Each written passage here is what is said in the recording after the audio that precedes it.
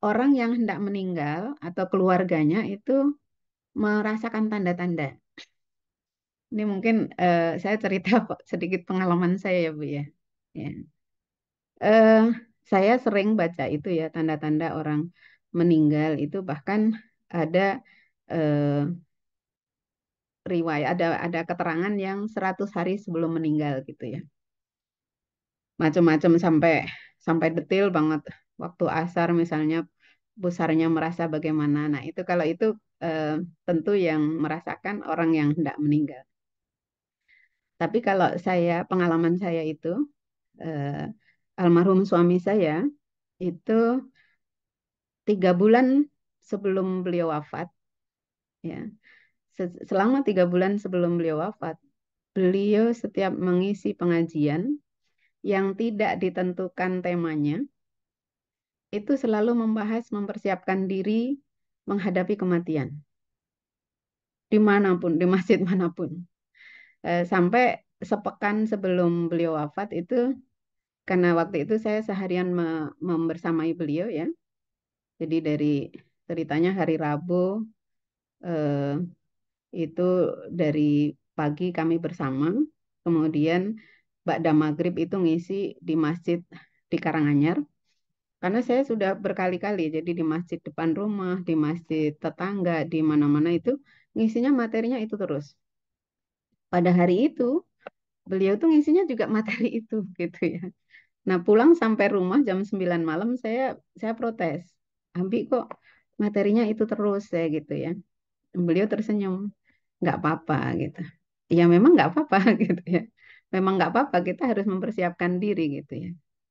Nah, dan selama itu saya perhatikan beliau setiap malam, setiap hendak tidur, itu beliau melakukan semua apa yang beliau sampaikan. Jadi harus baca tikir ini, harus baca surat ini, harus baca itu tuh setiap malam sebelum berangkat tidur, beliau duduk di eh, tepi tempat tidur, baca surat Al-Mulk, baca eh, apa namanya surat As-Sajadah, baca eh, Sayyidul Istighfar, kemudian ya baca istighfar, nanti baca tikir-tikir itu baru nanti beliau berbaring. Gitu.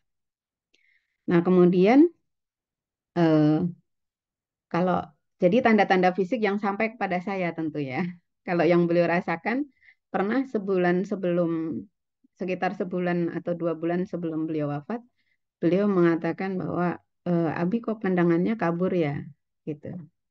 Jadi pandangan matanya itu beliau merasa kabur begitu. Nah, kemudian juga eh, kalau pesan-pesan tertentu tidak ya, tidak langsung menunjukkan bahwa kayaknya aku mau meninggal, tidak. Tapi eh, beliau seperti misalnya PIN ATM semua dikasih tahu. Ya, itu sudah sejak lama. Kemudian ada kendaraan yang atas nama beliau itu suruh jual gitu ya, suruh jual. Nah, itu yang dari beliau. Saya melihat yang paling paling fenomenal yang itu yang beliau membahas terus materi tentang mempersiapkan diri menghadapi kematian dan melaksanakan apa yang beliau sampaikan. Nah, kalau tanda yang diberikan oleh Allah kepada saya, tapi saya baru baru ngeh setelah beliau tidak ada. Itu ada beberapa ya. Yang yang pertama itu saya sedang bersih-bersih di depan rumah. Saya ingat dengan eh, tetangga saya yang kebetulan beliau suaminya meninggal dan ASN. Waktu itu saya diminta untuk nganter mengurus pensiunan suaminya. Jadi saya lagi nyapu itu tiba-tiba ingat itu. Lalu saya berdoa, ya Allah, karuniakanlah kepada suami hamba umur panjang yang barokah dan mudah-mudahan beliau mengurus pensiunannya sendiri. Saya seperti itu. Saya juga nggak ngerti kenapa saya begitu gitu. Kemudian yang kedua, ketika beliau hendak berangkat ke kampus, saya biasa menyiapkan mobilnya. Saya sedang membuka garasi, itu saya tiba-tiba tek. gitu di hati itu ada rasa kok suami belakangan penghasilannya cukup ini ya, cukup besar gitu. Kebetulan beliau selain dosen itu kan ada jadi komisaris waktu itu ya, komisaris Transjakarta yang penghasilannya berlipat-lipat dari gaji PNS gitu ya. Jadi saya kok Abi dimudahkan begini ya gitu. Tapi anehnya tuh juga saya langsung ini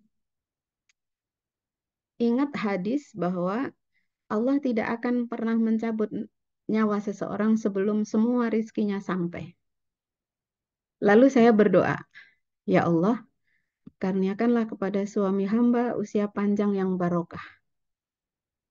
Dan saya kebetulan ingat ibu mertua saya almarhum itu kan kebetulan beliau diabetes ya. Nah, suami saya sebagai putranya itu keturunan turunan diabetes. Tapi beliau menjaga sekali, Bu.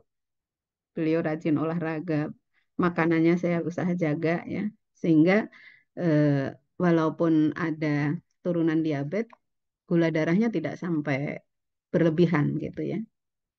Nah, saya berdoa, saya ini lagi, ibu kan meninggalnya di usia 87. Jadi insya Allah suami saya berumur panjang.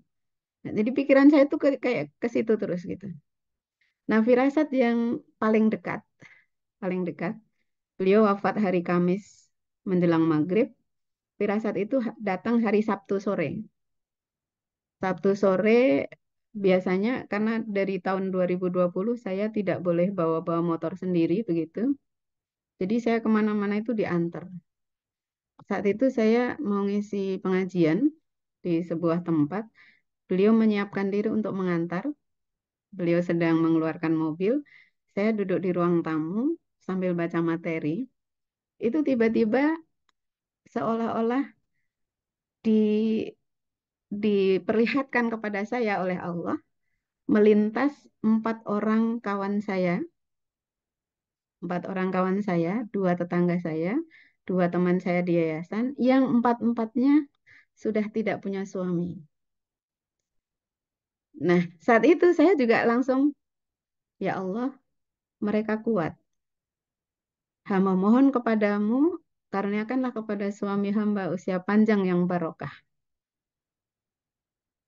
Itu terus begitu. Jadi, eh, apa namanya, dan firasat-firasat itu baru saya mengerti bahwa itu adalah pertanda yang diberikan oleh Allah Subhanahu wa taala kepada saya setelah suami saya tidak ada, gitu. Jadi itu Bu, setiap orang kalau kalau apa namanya cerita-cerita itu rata-rata mendapatkan firasat. Meski ada yang tidak sama sekali ada, tiba-tiba begitu ya. Kayak contoh misalnya kayak Mbak Marisa Haq ya. Mbak Marisa Haq itu kan cerita-cerita aku pengen mati duluan dari suami ini terus ketika sama mahasiswanya nanti kalau aku mati gini gini gini ya gitu. Jadi memang eh, bicaranya itu masalah kematian aja gitu ya. Lalu mempersiapkan diri itu kalau orang soleh ya. Orang soleh biasanya mengajak bicara mempersiapkan kematian. Nah, tapi kalau orang-orang yang tidak soleh itu ya ya kadang menyepelekan gitu ya. Sebenarnya Allah sudah kasih tanda, tapi eh, dia tidak menghiraukan gitu. Nah, mudah-mudahan ibu-ibu sekalian, karena kita ini kan semua tidak tahu kapan waktu kita akan dipanggil ya, kita tidak tahu batas usia kita, maka kita mempersiapkan diri semua, ya.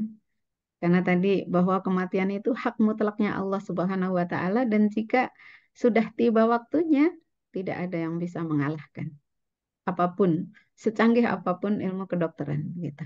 Begitu Iya, Ibu Nani, iya, mudah-mudahan iya. bermanfaat.